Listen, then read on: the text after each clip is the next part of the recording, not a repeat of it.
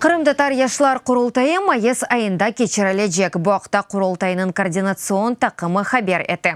Yaşlar Kurultayı erkanında 100'den ziyade adam Kurultayının maksadı yaşlarının o'zaro tanışıvı, ilerideki inkişaf leyhalarının hazırlanıvı ve milli hareketke daha ziyade adamlarının katılması. Bildiğiniz gibi aslında biz Yaşlı Kurultayımızı aslında geçen sene ötkermeye niyet etken edik. Fakat bu hem başka planlarımızla hem başka fond bizden beraber çalıştığımız teşkilatların başka planları sebebinden bizler Yaşlı Kurultayımızın tarihini değiştirmeye karar verken edik. Bu dekabr ayının içerisinde geçirmeye niyet etkenimiz kurultayımızda inşallah bu sene içerisinde 2019 senesi içerisinde May ayında gerçekleştirmeye niyet etmemiz.